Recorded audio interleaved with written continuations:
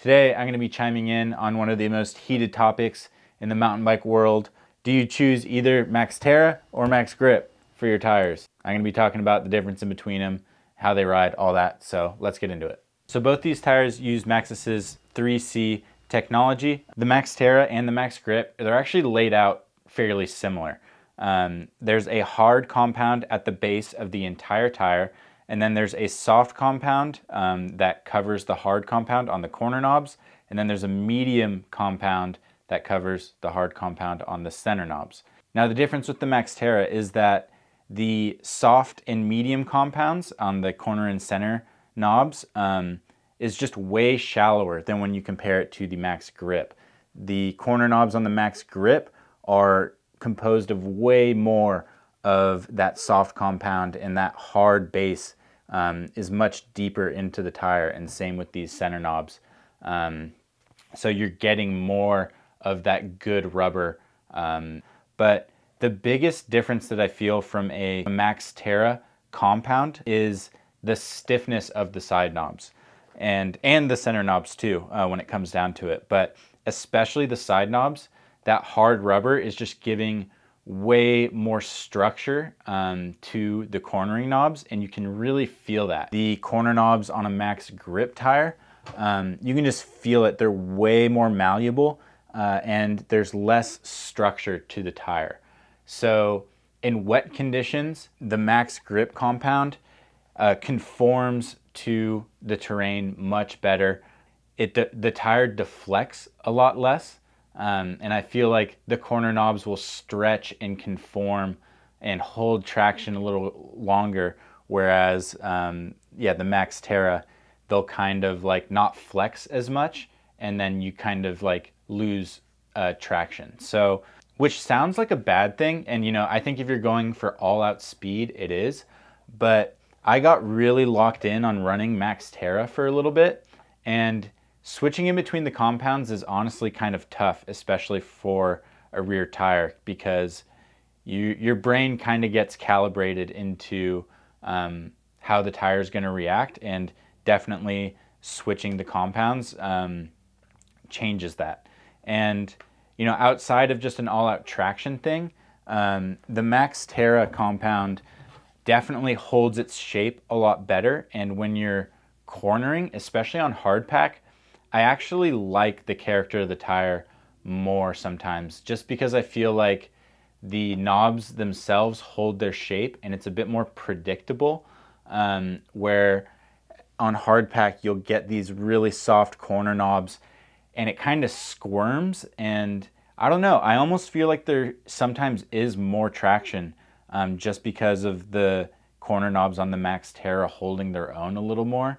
I feel like the Maxxgrip, when you're really pushing on hard packed terrain, like they just kind of get overwhelmed, and like you end up just wearing out your tire insanely fast, and I don't think it's even giving you like that much more traction. But as soon as the terrain gets, so I actually appreciate the support and the feeling of Maxxterra sometimes. Sometimes it's better to just know that you're going to lose traction and have that be really predictable than like maybe having a little bit more traction but it being slightly unpredictable. That's mainly in like really hard pack situations, but I think 80% of the time the Maxxgrip is definitely a better choice if you're going for all-out grip.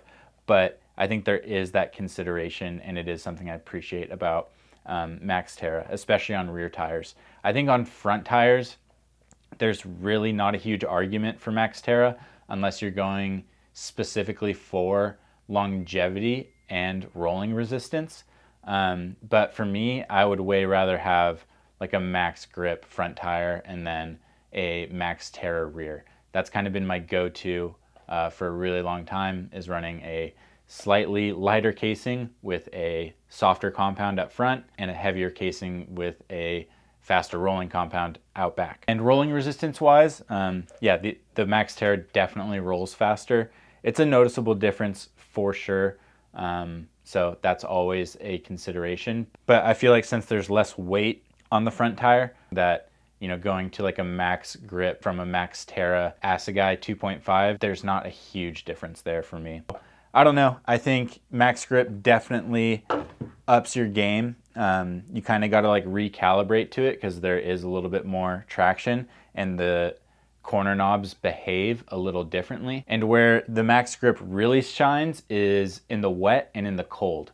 As it gets colder, your side knobs like stiffen up even more and the rubber becomes less malleable. So that soft compound really comes into play. And when you're in the wet, the Maxxgrip really starts to pay dividends and help you out. That's where the Maxxterra really starts to get skatey. So there's a bit more of an argument for Maxxterra in the dry, much more of an argument for Maxxgrip in the wet. The wet conditions usually don't wear out your tire as much, whereas the dry conditions definitely take more rubber off your tire. So yeah, that kind of suits Maxxgrip and Maxxterra respectively. But I don't think there's anything groundbreaking in this video. The main thing I wanted to touch on is the difference in feel. And this is something I mentioned in my casing video too. It was kind of that switch from me running double down Maxxterra a lot to downhill Maxxgrip. The more damped casing and the honestly more, it's kind of a similar feeling with the side knobs. It's like they're almost more damped. That might be a stretch. But that adjustment from, yeah, double down Maxxterra to downhill Maxxgrip is pretty big. And the threshold of those tires gets elevated way more. But you do deal with some different handling characteristics. So one thing I wanted to touch on is the assegai. Like, I think that's maybe one of the bigger questions I get is like, oh, do I want to go like Maxxgrip or Maxxterra assegai for my front tire? I think the Maxxgrip assegai still wears incredibly well. Obviously the Maxxterra is better, but I can run almost a whole season on a Maxxgrip assegai. For some reason, that tread pattern, I think the corner knobs have a ton of support and there's a lot of rubber in contact with the ground. It's not putting as much stress on each of the individual knobs. So the Maxxgrip assegai lasts really long. I'm willing to sacrifice that little bit of rolling resistance to get a little bit more confidence out of the rubber compound up front. And then me personally, if I'm not running a downhill casing, I kind of prefer a Maxxterra out back unless it's really wet, cold, and muddy. But if I'm showing up to a downhill race, I'm gonna do myself all the favors I can get. And unless it's really pedally, I'm going Maxxgrip front and rear and downhill casing tires, unless it's a much lighter, more pedally race. So that's my 2 cents. I hope that was informative. Let me know if you guys have any questions. Let me know what you guys are running, and I'll see you guys in the next video. Thanks. Bye.